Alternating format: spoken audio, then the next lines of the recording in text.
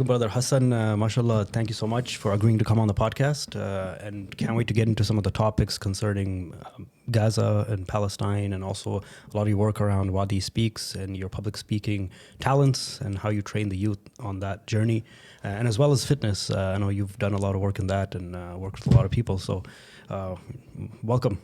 May Allah bless you, Habibi. Thank you so much. MashaAllah, the beauty of a handshake, when two brothers shake hands, you know the reward of it. Do you know? Please tell us. The sins fall. MashaAllah. SubhanAllah. The Prophet ﷺ used to put his hand out first to shake, and he used to let go of his hand last. After the other brother. Yeah, SubhanAllah. And that's the beauty of Islam, is that we are taught the basic, most important things. So I'm happy to be here. And I'm getting used to this beautiful mic that I got here and this headset and whatnot. So may Allah bless you, man. Thank you for having me. And pray for us, inshallah. So I think in my audience, many will know who you are. You're very well known on social media, and a lot of people have spoken well about you. But for those who might not, inshallah, if you can please introduce yourself, that would be awesome. Yeah, nothing special, man. Just like you and everybody else. Hassan Wadi, grew up in Canada. Been here for 25 plus years. I came as an immigrant. My dad came, sacrificed everything so that we can come here and build a better future. We had nothing. Like I said, he left his family, left his job. He had a big bank job. He came here to work minimum wage, night shift, convenience store for 25 plus years. It was the worst job you can ever work. But you know what parents do? They sacrifice and they give. And so coming here to Canada, I knew this was an opportunity that I couldn't waste, and so came here, did school.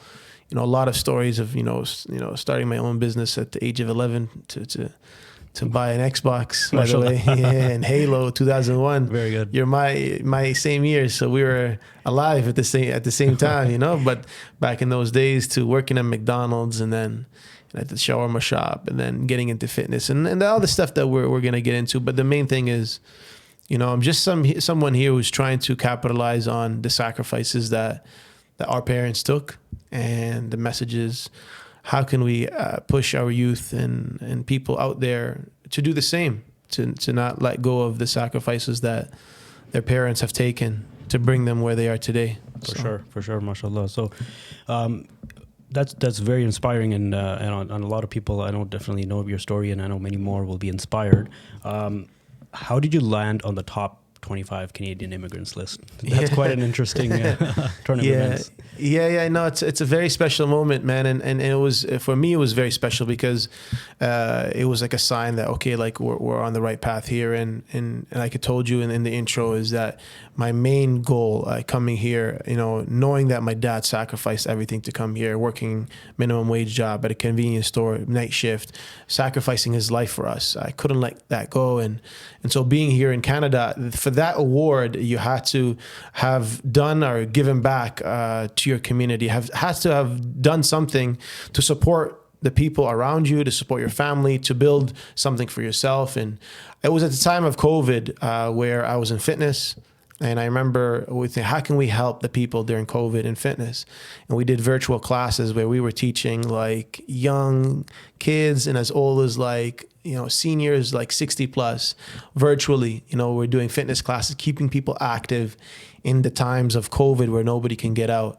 I was also in charity work. Okay, how can we help in charity? I was connected with ISNA, and we had boxes of distribution of aid that we took, and we had our team deliver it to homes in need during the prime time of COVID. I had my academy, public speaking and leadership, where kids were not getting time to engage with each other, time where they see each other. Kids have energy; they need to be able to express it and deliver it. And for the academy, I had outdoor classes, so I got kids outside. It was the first time in history, I think, nobody's done public speaking outdoors, and so I had them. I had to do public speaking classes in nature.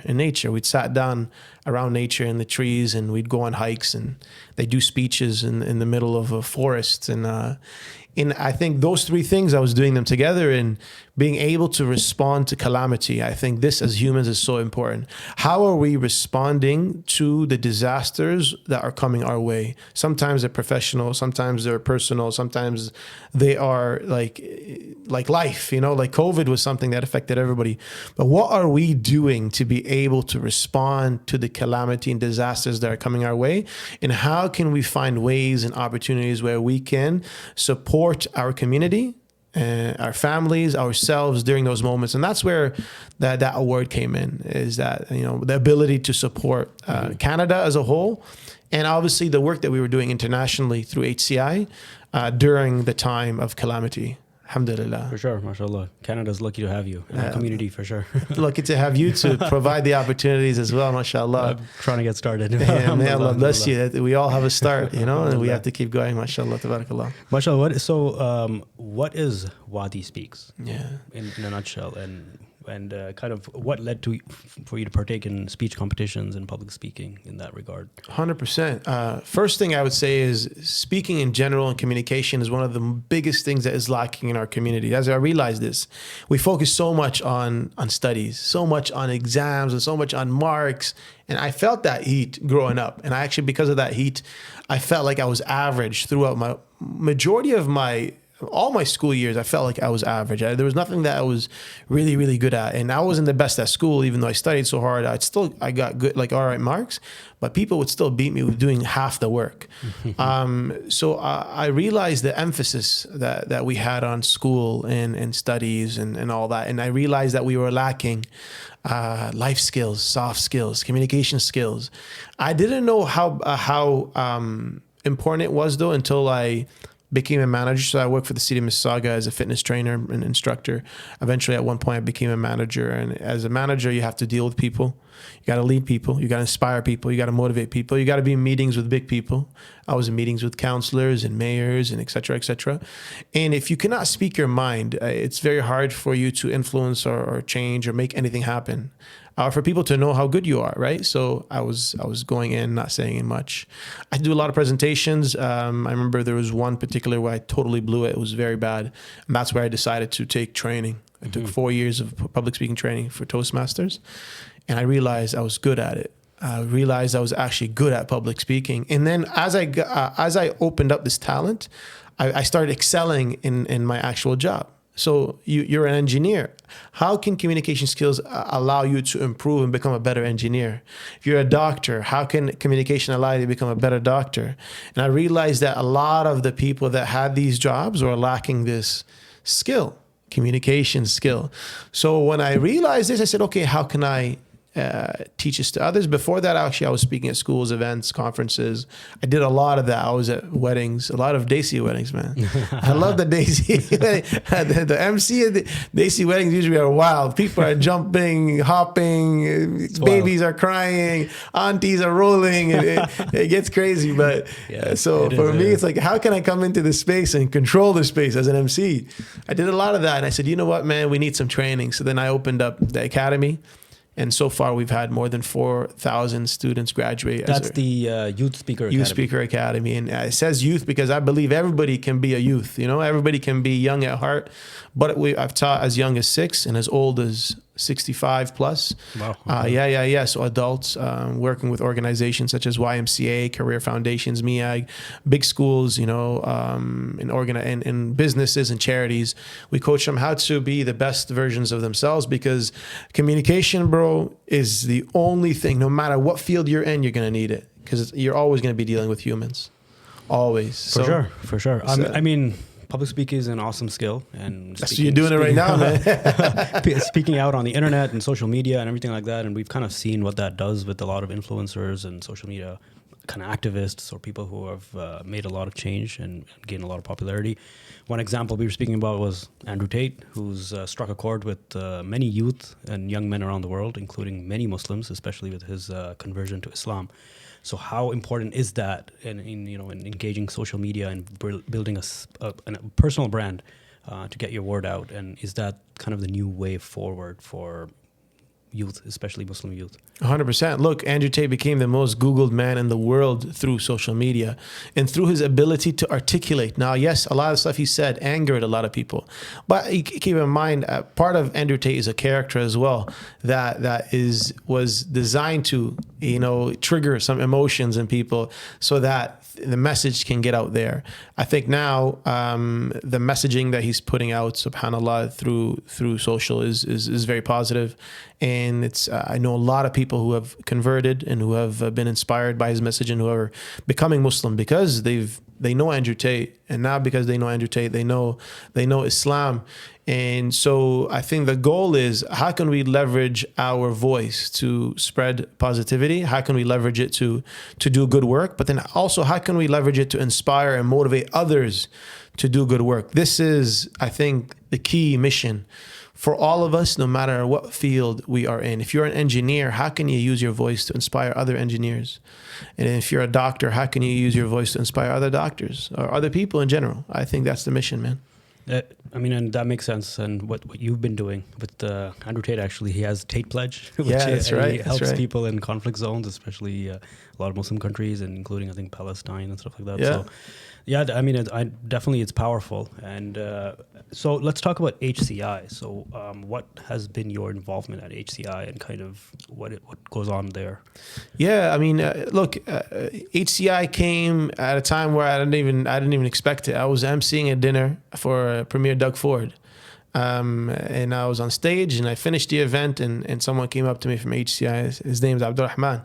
If you're watching this, Abdurrahman, shout out to you, man. He came and he said, listen, I wanna get you on board. And I said, whoa, I already got a job, man. I got my government job and I got my speaking job. Yeah. I don't need another job. I'm tired. I leave you alone. He said, no, man. Like, he made it work. He was smart. At the time, I was getting offers from other charities. I was already getting offers because I did a lot of fundraising. I was very good at fundraising, and so I was getting. But the other charities. So would people call you to like masjid fundraisers? Not those kind of fundraising. Online fundraising. Okay, I see. So I would used to post stuff online and ask for like to support this brother, to support that brother, and people would send it to me, e-transfer it to me. I would raise like thousands of dollars through that, and so that was visible. I was doing more fundraising than people that had jobs in fundraising, right? And but I was just doing it to spread the khair, right? Just leverage my network. And then he was offering me this job, and I said, "Man, listen, I already got 2 jobs, and I'm busy. I don't want another job." And like I said, other charities are offering me a job as well. I don't want to, and they want me to leave my job. I said, "I'm not leaving my government job, my fitness job." So he was smart. He said, "No, don't leave. I'll give you like a part time. Mm-hmm. Just do it on the side, something something that you could do. We're not going to take much of your time. We're just going to use you here and there." He was very smart. He made it work for me. And that's the goal, is how can you make things work for people based on what their schedule and their capacities is. If you want to get involved with anybody, if you want to work with anybody, if you want to, bring anyone on board, I think a lot of people think about themselves first. No, think about how can you make it as easy as possible for that person to work with you? What will you do to make their life easy? And that's why we excelled so much in HCI. We work with all these figures, influencers, content creators, doctors, and whatever it is. My main job is to make their life easy doing charity work. And so this guy made my life easy, and so I joined HCI. This was 5 years ago, just part-time. I was the brand ambassador, did videos and stuff for them, raised money for them, involved my students. We've built, my academy alone has built more than 25 water wells for HCI around the world. Each water well gives water to 1,000+ people on a daily basis. These are children, 6 years old, as young as 6-year-olds, who have now built water wells, with their class on the water well. Like, this is a beautiful thing to be able to be involved in that. So, and then from there, it's 5 years later. Now I'm the global director. I left my government job to pursue my academy and HCI work. And I'm managing Canada, US, soon the UK, for fundraising, and making sure that, down the line, 10 years from now, it is the cleanest charity with, the best admin, the best people, ethical work. And we're changing the game and how things are being done. We want to show people where their money's going. And that's why I'm everywhere, man. I'm never in Canada because I want to lead by example. I want to be the person to show, like, look, our charity is different. I'm here to show you where your money's going. And not only that is I'm going to bring you with me so that you can see yourself. So every trip I go, I bring at least 5 to 10 people with me, and I show them where the money's going, and then they show their people where their money's going. And I think that's the key. That's the future of charity. So you said you've built wells in multiple places. So where were those wells built? Yeah, Pakistan, India, Afghanistan, Bangladesh, Kenya, Ghana, Somalia. These are the countries that we've built wells in, alhamdulillah. MashaAllah, that's awesome. So when you go into these localities, or when you travel with the groups of people that you said, is that other influencers, or how do you take groups of people with you on these visits? Yeah, I group them up, man. I group them up. Look, it's such a great opportunity for people to be involved in this. I think if in my time we had this, it would be huge. But I have a group of students, and these are students maybe in 20 to 25. They're in university, they're starting their life, they're young. And I feel like this is a great experience for them. And they have a following, right? And I bring them with me. Some are from the UK, some are from Canada, some from the US, some from Germany. And then I have another group, it's the Imam group. I just brought the Sheikh with me to Turkey. I had Sheikh Ala, Sheikh Khalid Latif, I had Sheikh Abdullah Hatia, Sheikh Dawood Bat. All these Sheikh come down with me. And we went there. And we met the people of Gaza, and they got to, and out of all groups, the people of Gaza, the families were mostly affected by the shiuch. Why? Because the shiuch were able to go there and give them that messaging that they wanted to hear. Right? It was such a blessing. They never knew that they were going to be able to deliver this change, but they were there delivering their Islamic message that only they can do.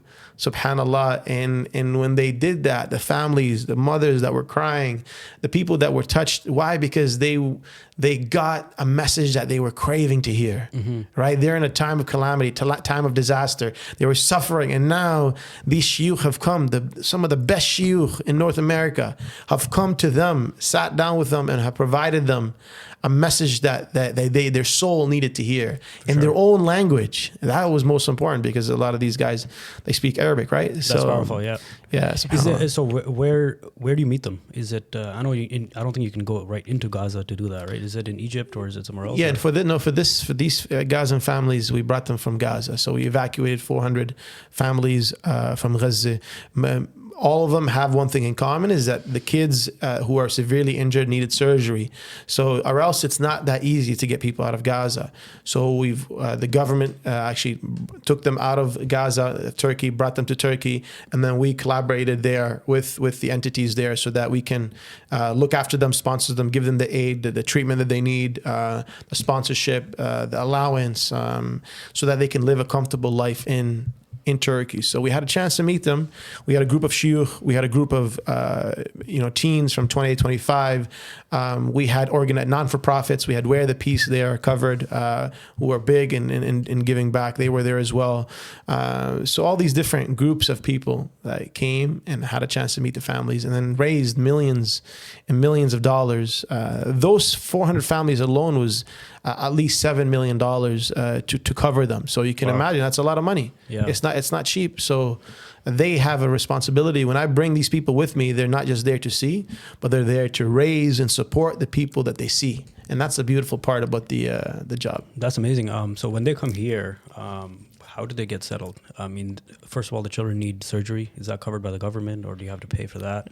And then after that, like living accommodations and work and any form of income, how does that all work? Yeah, so we took them to Turkey. Turkey was the country that was able to collaborate with the families. Their main treatment is covered by the government of Turkey, so that's great. Okay. But a lot of stuff is not covered. Sometimes medication, sometimes amputees, stuff that is not like an urgent necessity, or it's covered, but it's going to take like a long time. A lot of them, were struggling with the wait times, with, being in the hospital all day, sometimes not being able to express themselves because there's no translators. Or if there is a translator, they don't have patience. So providing them with private doctors, or providing them with, that's what we're going to do. We're going to take them on and say, you know what, let's give you a better, a higher level of service because we have the funds, the people are donating. And then anything that's not covered. We had a little girl who couldn't see. She needed eye surgery, but she said, that's 5,000 euros. We don't, and it wasn't covered. So he said, okay, we'll take care of that. We had another girl needed plastic surgery that wasn't covered because it's not really urgent. It's not a necessity. So they said, we'll cover that. So these are the things that we looked after, and we, aside from the medical, we'll give them an allowance.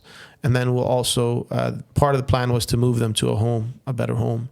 But right now that's 50-50. We're still figuring out whether that's going to happen or they're going to go back. But eventually down the line, they all have the choice of going back to Gaza or staying in Turkey. Okay, so far, to get to Turkey, is there any work to bring them to Canada? Or Canada, really? No. Right now it's just Turkey. The collaboration was between the Turkish government and in Israel or Gaza, whoever they connected with there, but nothing with Canada. No. Now, people, when they're leaving Gaza on their own, that's a whole different case, and they would go into Egypt, and then from there, it's up to them where they're going to go. But nothing to Canada right now, unless we have people from Canada who are stuck in Gaza right now. We have the Prince Ahmed Kuta. We call him the Prince. He's in London. He lives in London. And now he's still in Gaza, and he's been stuck there since the crisis started. And subhanallah, he was volunteering for us in Gaza. He cooked the meals.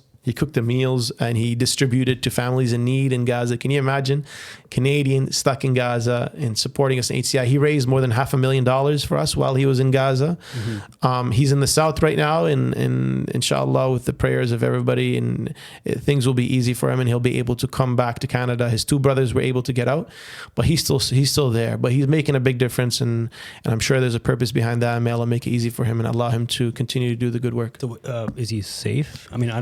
No, nothing's safe. No, there's nothing safe, bro. He's not safe. Of course, he's in Gaza, and he's moving from place to place.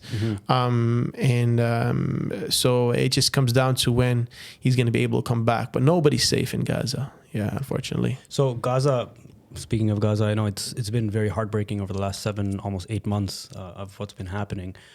So what is the work that HCI has been doing on the ground? What are some of the realities on the ground that are happening? If you can share some of that. 100%. So I would say, look, HCI is one of the leading charities in Gaza right now. And I can say that confidently, man. We've raised a lot of money. We have a lot of people that have supported, but we've also done some amazing programming. Right now we've had 11 trucks enter. And all of these trucks, majority of them, 80% of them, we've had videos of them entering. Because a lot of people say, well, no, it's not it. We have videos of them entering and then distribution happening. We've had right now close to 3,000 to 4,000 orphans sponsored for 5 years each. That's the goal, to cover the A to Z, all their needs. We're gonna that work is gonna begin soon. That's a long-term plan.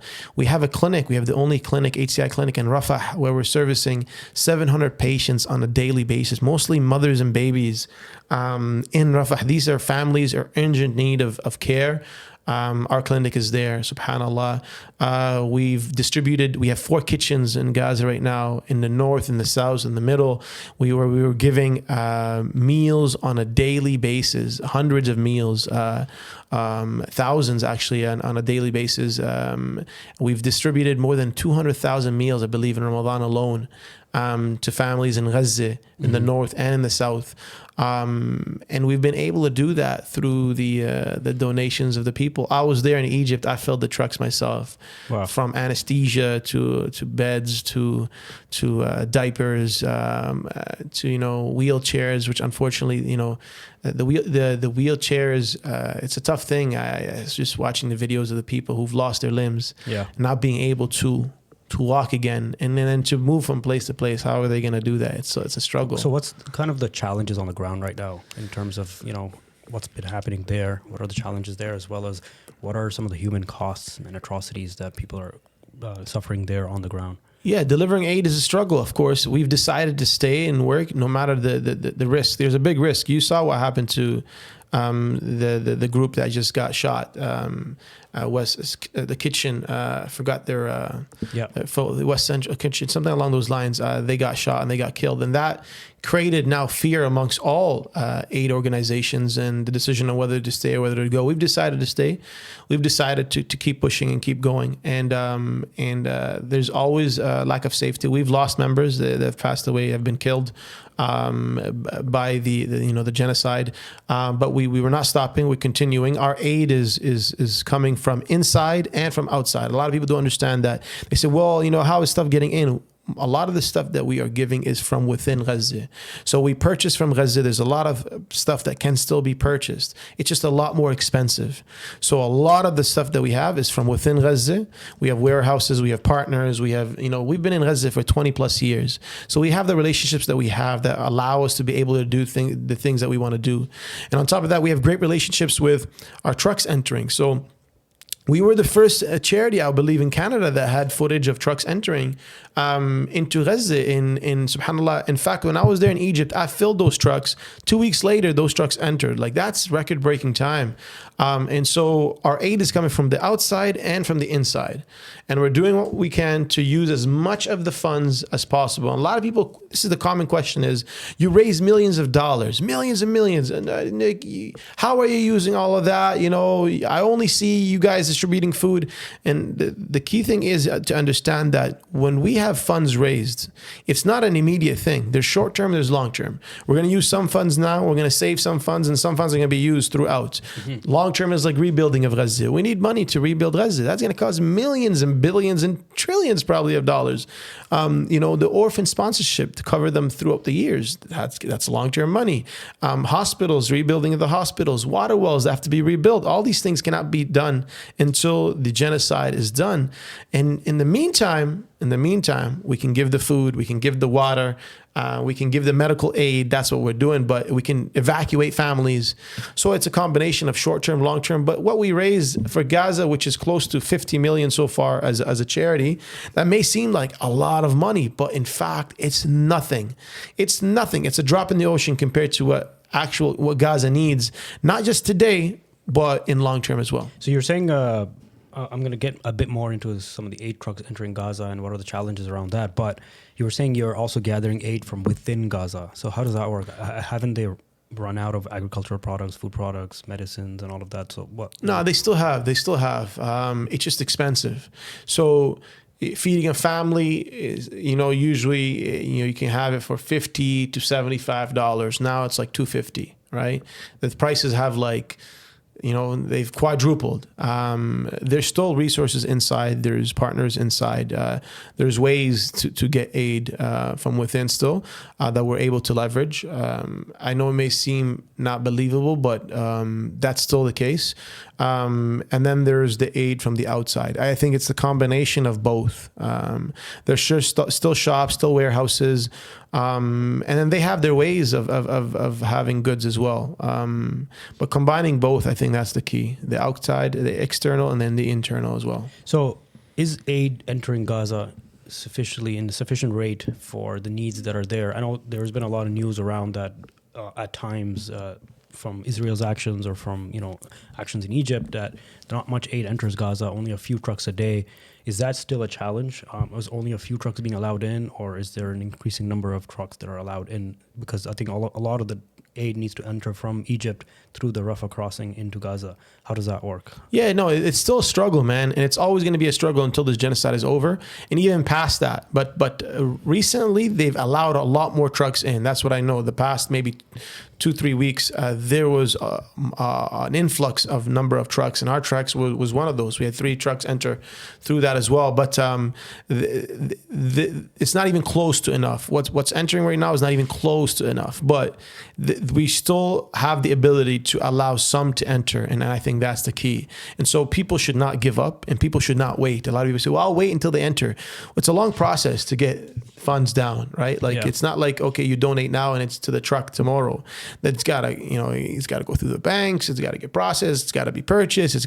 That takes time. So it's best to donate now, support now, and know that when things are ready and as things are being ready, your aid, your donation will be used. But a lot of the funds that we've used, we've like I said, just the evacuation of the families alone is going to be $7 to $10 million. That's a lot of money. And if we take on more families, we just got a call. I just got a call from my brother Saif saying, there's 180 kids homeless in Egypt. These are kids from Gaza who have left Gaza but have been abandoned. They don't have. Once you enter Egypt, ain't nobody taking care of you. Like, it's a different story. Yeah. So they have. I heard some of them. They have like bugs like eating out their flesh, because of their wounds, open wounds, right? So he's like, can we take them on? I said, oh man, that's a big cost. I said, okay, let's take it on. So now we've taken them on. That's another probably few $1 million, right? So, alhamdulillah, people are generous, people are giving, and the best we can do is to continue to push, continue to be sincere, continue to be transparent, and inshallah, the people will continue to support. How is it working with Egypt? Is the Egyptian authorities cooperating with that, or is there some pushback? I know that with the government there, it sometimes can be challenging. On getting a lot of aid in, and the government there also has a lot of challenges internationally in terms of their politics and stuff like that. So how is that working out for HCI and for what you've seen on the ground with everybody else? Yeah, I mean, it's always going to be a struggle. I think they have their limitations, politics. Egypt is I think, restricted based on the people that are restricting them, who we know who they are. And they also make their decisions as well. Good, bad, whatever it is. I think what I would love to see is our people supporting the people of Gaza more. I'm just disappointed in everyone. At the end of the day, non-Muslims, I feel like sometimes can be even more passionate about this cause than our Muslim countries. Mm-hmm. The amount of people I've seen convert is insane. And I asked them, what was the reason behind your converting? And they say, well, October 7th, I learned about Palestine, the whole situation.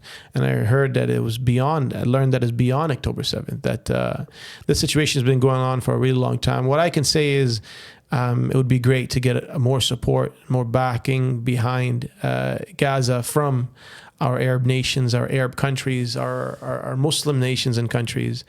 And if they were to support us more, I think we'd be able to do a lot more for the people of Gaza. And right now, I think we're restricted due to some of that.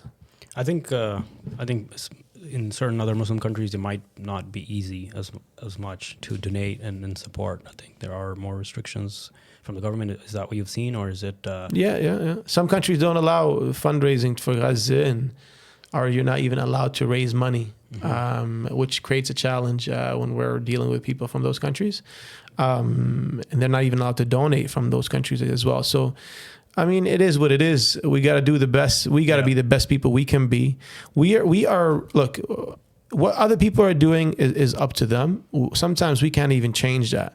But the best thing that we can do, if we can't do it, if we can't change the external, is to be the best versions of ourselves and to ask ourselves, how can we as individuals, through our talents, through our gifts, through our jobs, through our blessings that God has given us, how can we support first of all, ourselves, because you can't help anyone else until you help yourself, our families, and then our communities, and that's the order that I teach my students, is that when you do it in that order, you're going to have a fulfilling and a purposeful life. And I think we all need to do that for the people of Gaza and for anybody who is suffering around the world. So what are some of the needs on the ground right now? And like you said, how can we help? So please tell us, how can we help, and what are their needs there currently, and how can we provide maximum support as much as possible? 100%. Food is big. Food is really big right now. Like they're starving. They're starving to death. Some of these families, unfortunately. Medical care is big. That's why I'm so proud of our clinic. This clinic, honestly, every time I see it, I get so happy. We've had people visit it to inspect to see if it's legit, because it's like how Sean King, I don't know if you know Sean King, mashallah, he sent private inspectors into our clinic who went in and to see is this legit, because he was raising money for us, and they were like, wow, this is the service, the people, the amount of attention that they're getting, to be able to service 700 patients on a daily basis from Gaza. That's amazing. That's huge. So knowing that your donation will do that, I think for anyone that's donating, this is a beautiful project you can support. And then supporting the food, as people are really suffering with food, subhanallah. I just had a little girl named Rinad from Gaza, who she does subhanallah cooking. She'll do like little meals within her tents and whatnot, and post it on social media. Very, very cute. She's 10 years old. She's an orphan as well. And she's trying to do something normal within this crisis. And I think, look, this is how we should be. We should look for opportunities to make someone's day. We should look for opportunities to help uplift and provide those other people around us with the opportunities that they need to succeed. So I reached out to her family on behalf of HCI. I said, Hassan HCI. I said, look, I wanna. What's her favorite meal that she wants to cook? I said, mansaf. Mansaf, if you don't know, is an Arab dish. Yeah. It's amazing. It involves meat, right? Yes. And they said, we don't have meat. It's very expensive. So I said, okay, we got this. No problem. I'm going to connect with my team. We're going to bring you some meat and all the ingredients and herbs and everything from Mensaf. And we're going to get Renad to cook mansaf. And good. She's had all these little meals, but this is going to be her main meal. So a few days ago, the team came and they got her this box, and she did this unboxing. It's got like more than 1 million views now. She put the box and she unboxed it and brought all these ingredients of mansaf. And today or tomorrow, she's going to be launching the video of her cooking. Nice. The mansaf as this 10-year-old orphan. Send me the link if you can. That would be awesome. For sure. But to be able to make that difference, I think all of us should ask ourselves that question. How can we as individuals within the space that we're in be able to make that difference to anyone? If you have money, donate. If you have voice, give your voice. If you have volunteer time, volunteer time. If you have the opportunity to connect with a 10-year-old orphan and make her day, make her day. You can make someone's day every day. It doesn't have to be that specific situation. So is there a way for us to get involved physically as well in terms of, is any staffers getting into Gaza in terms to help out with the clinic, aid distribution, getting things off the trucks into people's hands and cooking food or whatever it is? Are there staff on the ground, or is that's not possible right now? We have staff. Our staff are from Gaza. They're in Gaza and they're working for the people of Gaza. Sheikh Ala actually had his ticket booked to Gaza. He had his ticket booked 1 week after the crisis happened. He would be in Gaza if that crisis didn't happen, subhanAllah, which is crazy. Right now, we're not sending anyone to Gaza. It's not happening. The only people that can enter Gaza at this moment are doctors. So we had Dr. Hina, mashallah, we're so proud of her, may Allah bless her. She went to Gaza through Med Global, and while she was in Gaza, she was fundraising for us, and she raised more than $3 million actually from being there, and she was operating on the people in need. Can you imagine the opportunity of being able to go to Gaza and then support the people there and then raise the money?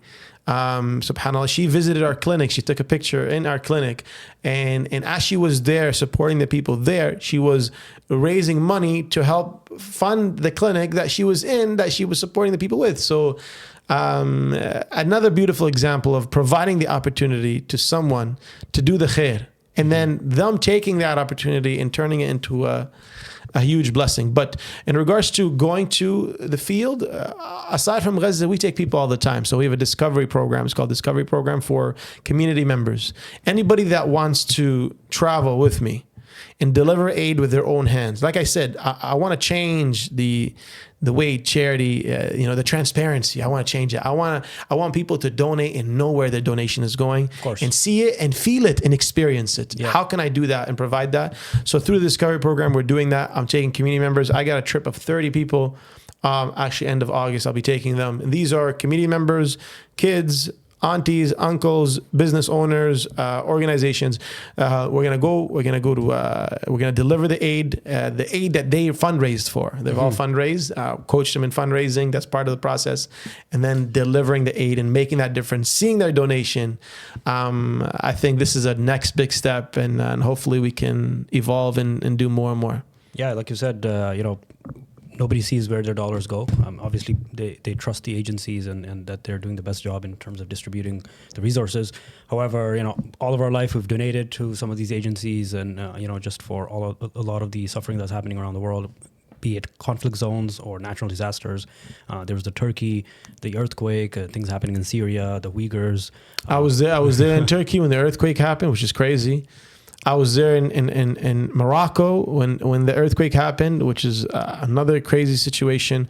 And again, that's the difference here with HCI is if there's a disaster, HCI is there, and you're going to have someone from the community or people of that community to be there so that you can see what is happening. I think when people like to do business with those they know, like, and trust. Okay. Mm-hmm. So it's very important that people are able to connect with someone that they know when they're giving that aid. So us being there on the ground makes a huge difference, and I know it does for the donor, and that's why I do it. Do I have a life? No life, man. I'm never home.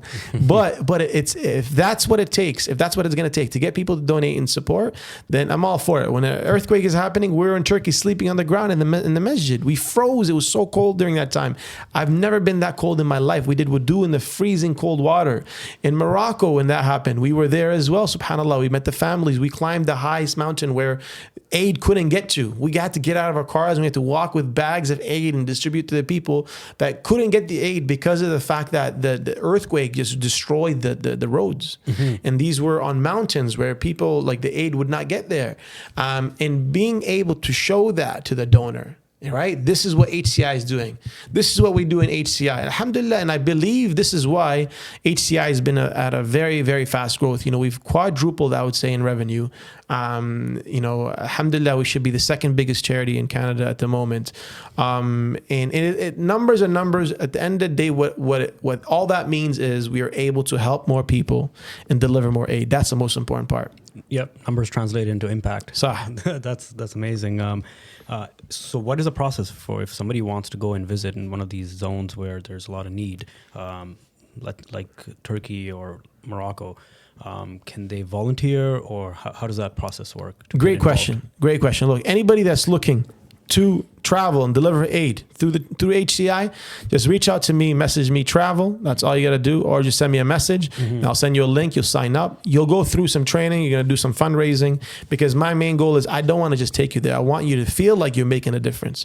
You're going to raise so that when you're going there, you're actually delivering. You feel like you're delivering the funds, right? Mm-hmm. So everybody's got to do a little bit of fundraising. Once they meet their goal, then they're ready to travel. Nobody travels until they meet their goal. Once you meet your goal, we travel, then we take you there and you deliver the aid with your own hands.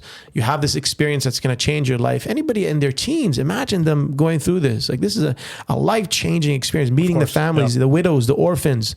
And then you can do that as many times as you want, right? Mm-hmm. Every time you meet your goal again, let's take you to another country. Let's meet some more families. Let's make some more difference and change.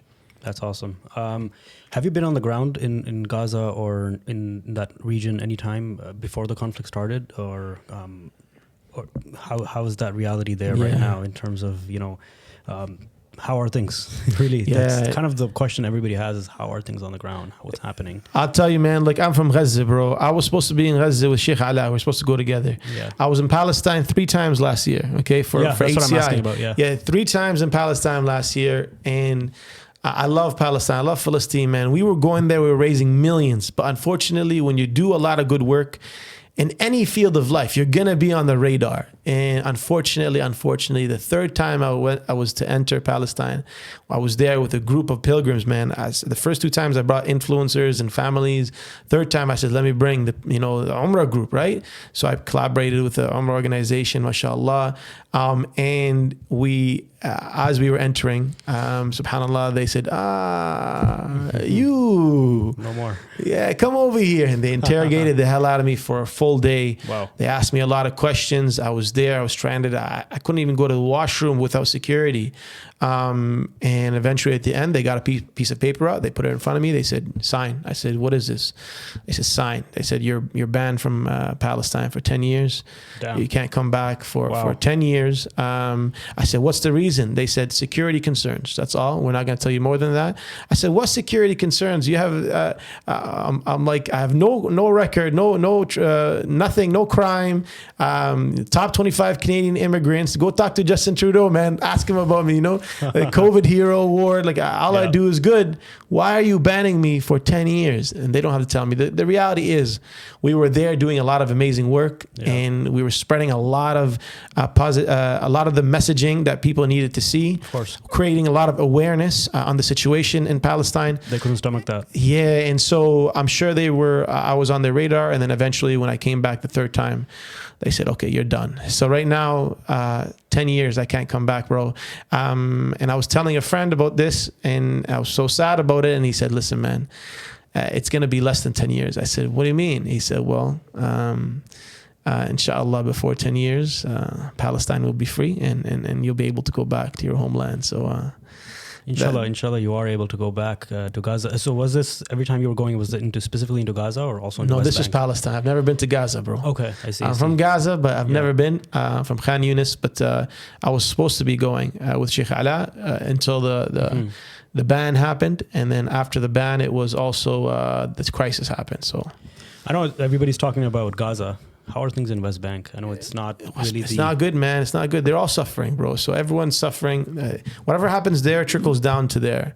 So families are being, they get teased. One of the guys I met there who helped us distribute the aid and whatnot, he messaged me, told me they took his father and just put him in jail for no reason. He doesn't even know where his father is, and they're in West Bank. So that happens regularly, and it happens more now because of what's happening in Gaza. So unfortunately, may Allah make it easy for everyone there, and all of them. So yeah, I mean, what do you think will happen next? Will the conflict settle? Will things move on, or where do you see this moving? I'm hoping that the first thing is that this genocide, stops. There's a ceasefire. I think that's very, very important. We need a ceasefire, and then ceasefire alone is not going to be enough, bro. It's just going to go back to what it was before. It's still an open air prison, and nobody's going to be able to move and do what they want to do, and things are going to be restricted and all that. So that has to change. And I think I'm hoping that this situation is going to cause that change. That hopefully when things go back, they're going to go back to a better situation rather than go back to the open air prison. What I can say on behalf, just charity, is that we're going to do our best to help them rebuild. We're going to do our best to give them the resources and tools and aid that they need to get back as soon as possible to the best situation that they can get back to. But the reality is Gaza is going to take decades to rebuild. Decades and decades. But will Israel even allow people back in? Are they going to push them out of Gaza into Egypt or somewhere else? We don't know. Yeah. And then part of it is, is that, they say that they want to take over Gaza, right? Exactly. So the future, we don't know. The future, we don't know. It's a lot of politics, to be honest. But we're praying. At the end of the day, as Muslims, we know that everything happens for a reason. Yeah. And only the best will come. And the best will come. At the end of the day, the people will be victorious, and there will be freedom for the people of Palestine. Inshallah, may Allah make it easy. And I know you're doing awesome work, and may Allah bless you. Hopefully there's barakah in that and blessings, and that moves forward. But along with this conflict over the last 7-8 months now, it's people have been donating a lot of money and their resources and time and attention talking about it, but a lot of the other conflicts and other disaster zones and areas of need are kind of forgotten about, maybe somewhat. What are some other conflict and disaster zones that HCI is working on? I know there's specifically high amount of need in Syria. The Uyghurs are still greatly persecuted. In other areas of the world, there's still people suffering from the Turkey earthquake and also Morocco. So how is that situation and what's happening on that front? Yeah, you know what? This is a good question. And my message to everyone is, yes, the genocide that's happening in Gaza is terrible. It's terrible, bro. And the reality is what's happened is when something this big happens, people forget about the rest of the population. Exactly. Yeah. I'll be straight up with you. Yes, the donations towards all other regions have pretty much went slim to almost none. unless we've taken an effort to do something. And even then we struggled. For Yemen, we raised a bit. For Syria, for water wells. But if you're watching today and you have some money to give, my recommendation is separate it, distribute, split it up. Give some to Gaza, give some to Syria, give some to your brothers in Yemen, give some to Pakistan, whatever it is. Because right now, suffering in one area doesn't stop the suffering in other area. Of course. And it's unfortunate, but they get forgotten. Yeah. So my struggle being an HCI, charity worker is how can I make sure that everyone who's suffering is still getting the aid that they need?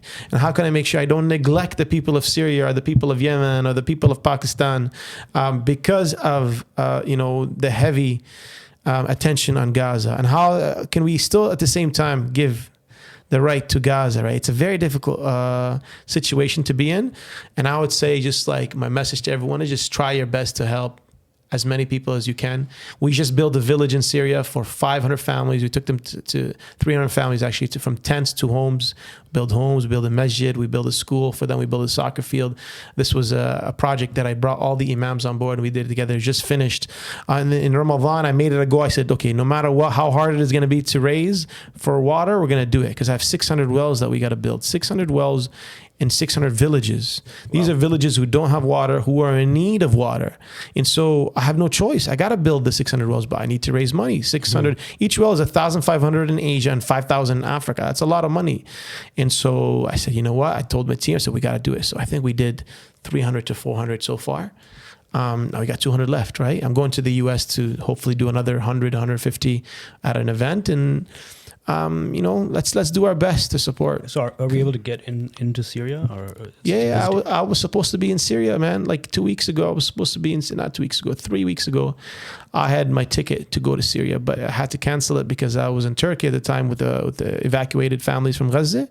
And so I was so occupied with that, I couldn't enter. I couldn't leave for Syria for the day, but I was supposed to go to Syria for a day and then come back. But the Syrian people are struggling. They're living in tents. They need our help. And we have to, inshallah, support them as we are supporting the people of Gaza as we can. We're all limited. We do our best. We have to help our families first and look after our communities, but step by step, inshallah. I also wanted to ask a little bit about Uyghurs. Is there ongoing work that HCI is doing with the Uyghur community in China? I know there's a lot of persecution there, and from what I've heard, even the past Ramadan, they're not able to fast, and there's a lot of things, and because there's a lot of tightly controlled visitation and aid and all of that, it's really hard to know what's actually going on. Is there any inside scoop that you have? Yeah. So the Uyghurs in China, that's difficult. We don't have any access there, and most charities don't. I don't know any charity that does, but we have Uyghurs who have evacuated, who left China or wherever they were, and they went to Turkey. Yeah, exactly. And in Turkey, they are there. They are also struggling. They need the support, and so HCI does support their orphans there. We have some orphan work with them there. So it's been really good. I've traveled, I've met the families there. I brought the Saleh family with me. We've connected and we heard the stories. And the unfortunate situation is everybody in Turkey that I met that was a Uyghur, everybody was missing a family member. Wow. Yeah. There was nobody that wasn't missing a family member. They were either missing a brother, a sister, a mother, a father, grandma, grandfather, whatever it is, uncle, auntie, and they don't know where they are. They could be dead, could be alive, could be missing, could be in prison. And that was the unfortunate situation and the saddest thing that I felt meeting these families, the Uyghur families, is that they have family that they don't know where they are and how they are. And then they're in this country, looking for, barely surviving. Yeah. So HCI is doing some work there, and we need to do more work. And our organization is doing a lot of good work there, is Droplets of Mercy. So they do a lot of Uyghur work, and that's one of their main projects, mashallah. So they've been doing great. Mashallah, that's all interesting. So I wanted to also to ask you about your fitness journey. You talked about that briefly as well before, and I've also been on my own fitness journey. And how has yours been? Yeah, I got to get back into it now, man. Charity work really killed me, bro. Of course. In traveling and being hotel to hotel is not easy. So it's not. It's killed my. In fitness is all about routine and consistency. And when you have these things that take you out of your consistency, it can be very tough. But my fitness journey started at 17, man. I've always watched wrestling. Stone Cold Steve Austin was my guy. I loved him, and I wanted to be just like him. And and so I wanted to build the muscles and whatnot, but I was very skinny. So I took weight training in grade 12. Mr. Nikolov, I'll never forget him. He taught me the basics, and I built the body in that year. And I said, you know what? I want to go into this. I want to be able to do this for others. Yeah. So I took kinesiology, the study of muscles, movements, bones, etc., to be a gym teacher, so I can do what Mr. Nikolov did for me. In the meantime, as I was doing that, I got a job as a personal trainer. And I was coaching others now and building their bodies and then transforming their lives. And I became very good. I was top 10 in Canada at one point. Wow. I was on TV. I was on stage with more than 1,000 people teaching fitness classes. I became very good at what I do. I was in shape. I was bodybuilding. I was, all that stuff, subhanAllah. And what I can say is fitness is all about consistency, man.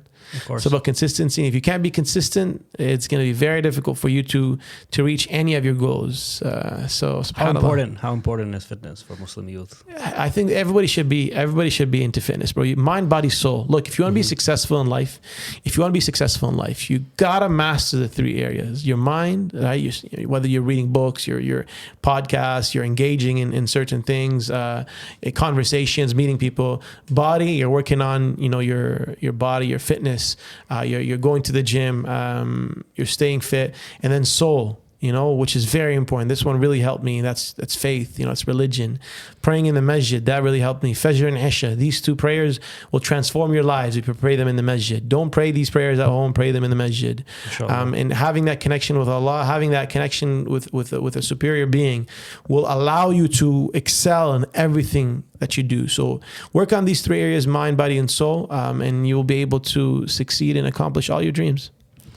So when I know you said you're busy right now and it's been hard to keep that consistency, but what does your training look like, and what kind of workouts do you, or anything briefly you can share? Yeah, man. So it's been tough, but I'm not gonna lie to you, man. It's been very bad for me, but whenever I do get back into it, and as I'm getting back into it, I love bodybuilding and weight training. Yeah. I hate cardio, but I got to do it now a little bit, but when I was hardcore, like into it, a lot of it was like splits. I'll do like a 2 muscle split, sometimes a muscle a day. Yeah. And the only thing that really drives me is building the body and building the muscles and being strong, and that's what motivates me. And everybody has their motivation. So I think for fitness, you have to ask yourself what motivates you, and then you have to find the fitness program or routine that is catered to that motivation that you have. Some people want to lose weight. What's best for losing weight? Some people want to tone up. Some people want to build a body. Some people want to be lean, right? So depending on what you want, I think that's what you should strive to do.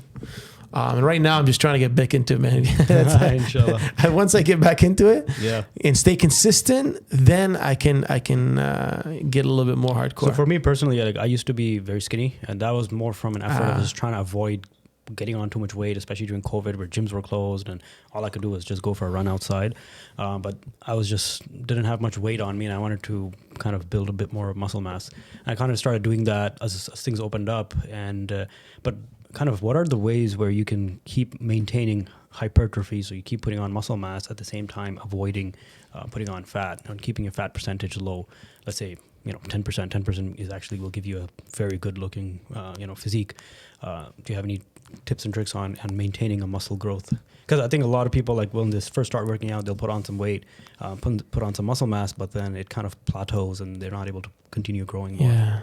I love this question, man. It's bringing me back to my memories, man, when I was a full-time personal trainer.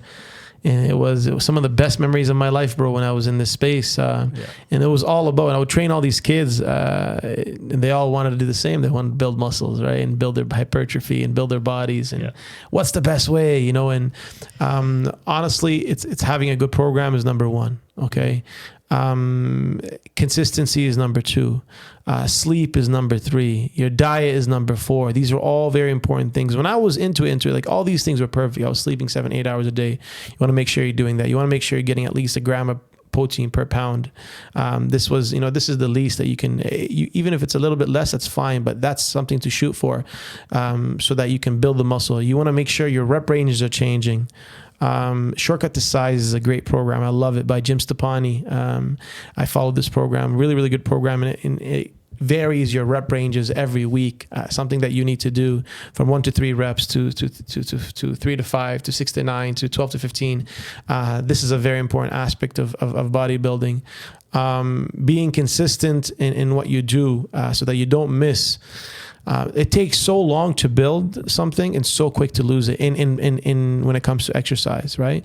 And like if you work and you do your best, in a month you might be able to add a pound or 2 of muscle, but you stop for a few weeks and it's all gone. Yeah. So a burger is like 500 calories plus, but that's like an hour on the treadmill. Yeah. You get me? So you got to be consistent with what you're doing.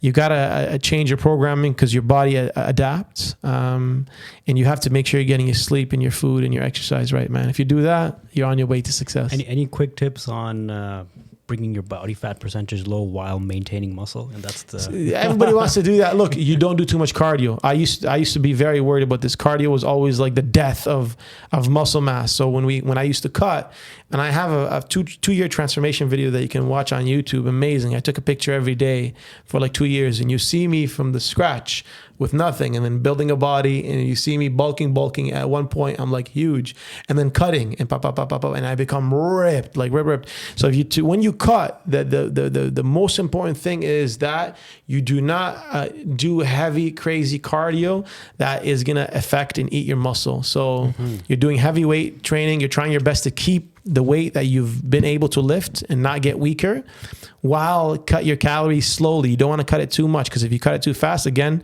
your protein is going to be reduced and you're going to lose more muscle than you want. And you're not going to do too much cardio. If you're going to do cardio, high intensity interval training is great. Or steady pace where you're just like, you're walking on the treadmill. You know, something that's not marathon running. That kills. I'll do some jogging outside, like 20 minutes maybe. That's fine here and there, but still be careful. Okay. Like steady jogging or like marathon running or whatever it is, it can eat your muscle. But something that's not too heavy is good. Like walking, you'll burn calories, but you're not killing your muscle. Yeah. Or high intensity interval training is great because you're sprinting for a minute and then you're walking for a minute. This is the best. If you're going to do something, this would be the best. Or steady state. Interesting. Yeah. Very good. So you've worked in fitness, you worked in business, you worked in a lot of different areas and with fundraising and all of that. And you've had to make a lot of calls, a lot of decisions. How do you do that? How do you maintain the balance? How do you move things forward and while maintaining a level of success in each area? Yeah, decision making, bro, is so important. One of the most important things if you want to succeed is decision making, honestly. And I when I'm teaching my courses, I share this with my students. They studied the top 500 millionaires, by the way, and they realized that these 500 millionaires plus, they had one thing in common. They made quick decisions. Okay, they made quick decisions. You cannot be sitting down thinking of something for too long. A lot of people will do two things. They'll think too long, the opportunity is gone, the train is passed. Or they won't make a decision at all because they don't know what to do. Both of those are very, very bad. You have to make quick decisions. Doesn't mean you don't do your research. I'll tell you, the best way to do decisions is the Islamic way. And I do this for everything. People do this only for marriage, but it's got to be done for everything. Islamic way of decision making is two things, istishara and istikhara. Istishara is your consultation, is your research. You're going to ask people, you're going to talk to people, you're going to consult, you're going to do your research to figure out, is this, what's the best way to move forward? As soon as you're done that, you're doing your istikhara. Istikhara is your prayer, your 2 rak'ats, and then you're going to do your dua. You're going to ask Allah, Allah, if this is good for me, make it easy for me, push it forward for me, and give it to me. If it's bad for me, push it away from me, make it hard for me, and give me something better. Now you're submitting to God. No matter what you do here, the decision will be the right decision, because it's been chosen by God, because you've done your istikhara and you've done your istishara, which is your homework. God does not like any human who just relies on prayer alone without the effort. That is the best way. If you do your istishara, if you do your istikhara, you combine those, make the decision and move forward. You will always, there's no bad decision. Whatever decision you make will lead to something. The worst thing is you make no decision, because nothing can come from nothing. Or you take too long to make the decision and it's gone and it's too late. Make the decision, move forward. Whatever the outcome is will lead to another outcome. Okay, will lead to another. It will never be a loss as long as you make a decision. That's all. MashaAllah, that's solid advice. Solid advice for sure. So what role does faith play? What role does Islam play for you in your daily life, and for those that you've seen that work with you, as well as people on the ground? How important is it for you to achieve success, and how important is it to follow Islamic practices and Sunnah and all the fara'id, and how does that play a role in your day-to-day life? I'll never forget, man. I'll never forget going into my government job, which alhamdulillah, I told you I quit last year to pursue charity work in my academy, in public speaking. Every time I entered my building, it was a government job, I worked with mostly non-Muslims. I remember it was a habit for me where as I was walking to the building, I'd be making dua to Allah. Ya Allah, put blessings in this shift. Ya Allah, allow me to be a great example for all Muslims. Ya Allah, allow this job to be for your sake. Allow me to do this for you first. I made my fitness job for the sake of Allah. And I also told Allah that use me as an example. Allow me to be the example for Muslims in this space, working with non-Muslims. And subhanAllah, there were people at work that said, Hassan, you're too visible as a Muslim. You have to step back. You're too, you're not going to get it promoted. You're not going to and I said, no, man, I'm going to be as visible as possible. And subhanAllah, everything good happened by doing this. I got promotions. I got opportunities. I was representing the city of Mississauga, going to different municipalities, speaking about religious inclusion, giving the example of city of Mississauga and how they were inclusive to me as a Muslim. I was representing them on in such an amazing space that would have never happened if I wasn't so visible. I was emceeing events for them. I was the center, front and center in all the opportunities that they had. They knew about my prayer. They would tell me to go and pray, right? They would provide me the space. They had rooms in their facilities, all because I was a visible Muslim, a Muslim who was not shy of my identity. So what I can say to everyone watching is be proud of your identity. Make sure Allah is number one. Don't try to do something that is good for the job because you think that, they will make them happy. For example, shaking hands in an interview. I know I can't shake hands with the opposite sex. People say, well, you don't shake any. I told the government job when I was going for a job, I said, look, I can't shake hands. And they were understanding. They respected it. In fact, I use that as an example now when I'm presenting to different municipalities. But don't let go of making Allah happy, because if you make Allah happy, He'll make the people happy with you. If you upset Allah by making the people happy, by trying to make the people happy, Allah will make them upset with you. At the end of the day, your success is controlled by Allah. Make Allah happy and He'll make everyone happy, and He'll make you happy. The success comes from Allah, so don't make those who upset Allah happy by doing things that you're not supposed to do. And as long as you're living your life through that, by keeping Allah as your foundation and keeping Allah number one, He will keep you number one. That's awesome advice. A lot of young Muslims living here in Canada, in the West, really struggle with their identity. And a lot of people are forced to kind of hide it a little bit if they're trying to pray their daily prayers. If they're in school or at work, they kind of have to hide. Or if they're fasting, and they kind of try to hide their identity. You said you've really displayed your identity as much as possible, even though other people were saying, got to hold back a little bit just so that you don't lose your progress in your career.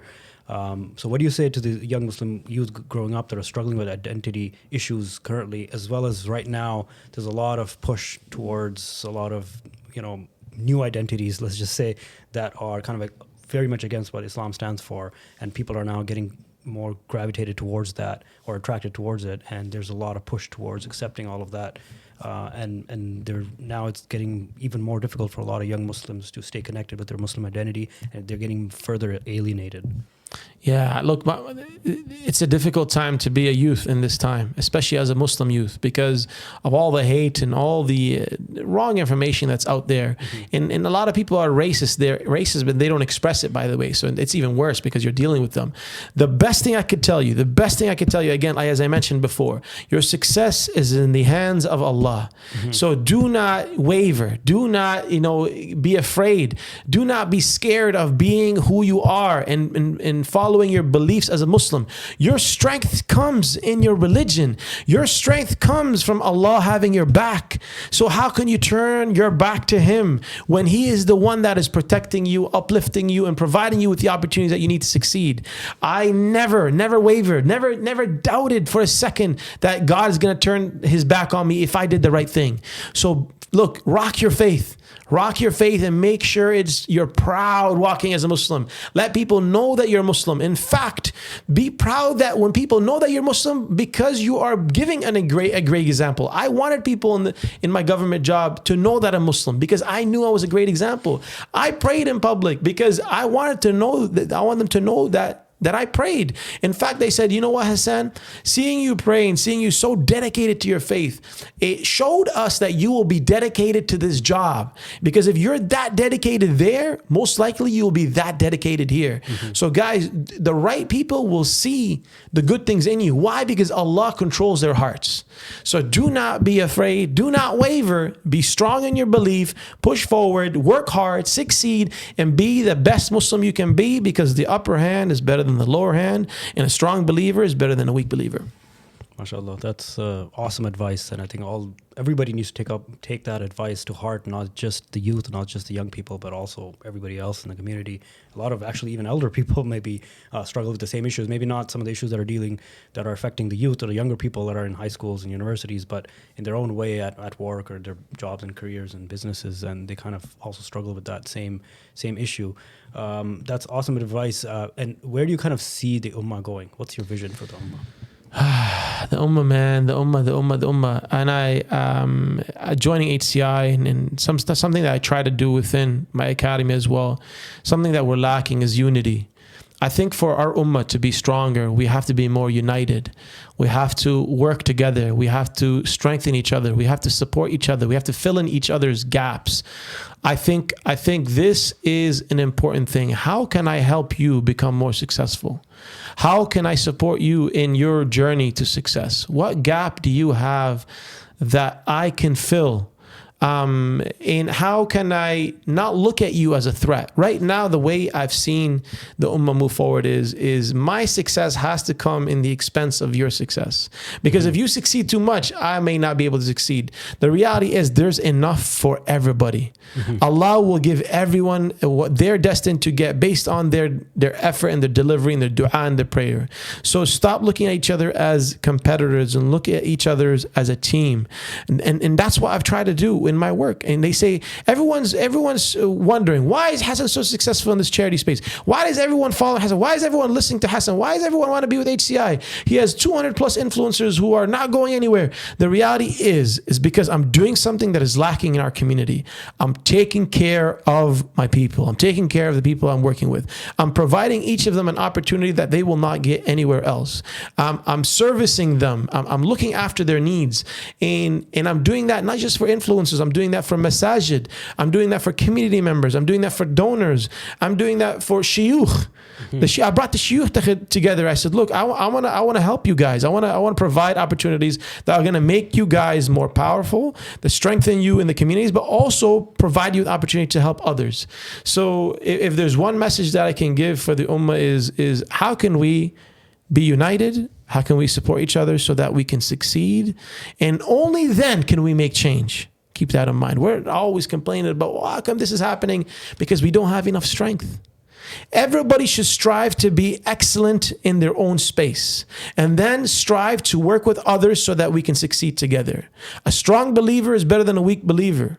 Upper hand is better than the lower hand. How can we all succeed individually and know that your success should be easy? Why? Because we have Allah supporting us. We have God behind our back.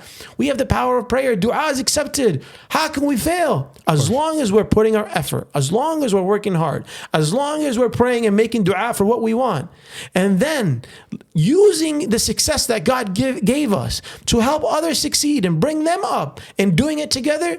This is the future of the Ummah. And when we do that, we will finally, truly be successful. Palestine will be free. Other countries will succeed. And so many problems will be solved. But right now, the issue is we're not united and we're not succeeding individually. And if we do succeed, we let go of our religion. Yeah. The second we get success, fame, and money, I know because I'm dealing with figures, public figures. The second we get success, we forget about our faith. The second we get success, we forget about God. And so the best way I can put it together, quote by Sheikh Tawfiq Chowdhury, who's a businessman, doctor, and a sheikh as well. He says the best believer is the believer who has the world in his hands, but Allah in his heart. The world in his hands and Allah in his heart. So strive for success. Get out there, make money. It's not evil. And at the same time, while you do that, make sure your foundation is God. Make sure your foundation is Islam, so that when you have the power, status, and money, you're using it efficiently, effectively, and in the best way that you can do it, so that it's not used in the wrong manner. MashaAllah, subhanAllah. MashaAllah, jazakallah for the wise words. Those powerful reminder for everyone. Yeah. and for me as well. I'm taking that to heart. So inshallah, Brother Hassan, anything else you'd like to share? Where can people find you? How should they stay connected? How can they continue helping? For sure. If I can, I've given a majority of my message here, but my hope is that, our ummah, our community, improves and becomes stronger day by day. My hope is that our youth are our future. That's why I have my academy, is that I can instill in them the faith, instill in them in the acts and in the dedication that is needed to succeed and push. We have the ability to do so much as Muslims. And now it's like, how can we capitalize on this opportunity that most haven't capitalized? One last thing that I remember in high school, I remember moms coming in looking for their kids. This was so sad. Their mom coming with full jilbab, hijab, looking for her kids. And I know her kids, they're in the back smoking weed. And this mother sacrificed everything to come to Canada, only for her child to be smoking weed in the back, skipping school, getting suspended. We have the opportunity of being in Canada, being in America, being in the UK, to do great things.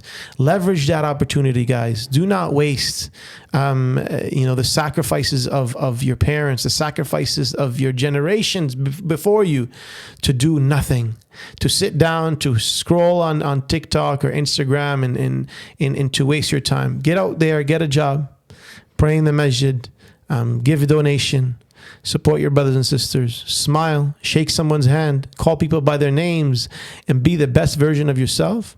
Look after yourself, look after your family, look after your community. And when you do that, you're gonna have a greater world, starting from your own home and starting from your own community.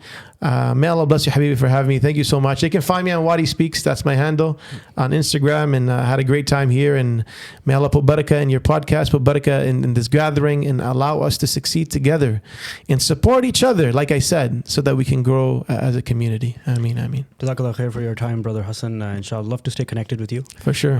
So inshallah, brothers, that's been it. Inshallah, you'll find all the links for Brother Hassan down in the description below. And make sure to please like, subscribe, and share. And inshallah, we'll catch you on the next one.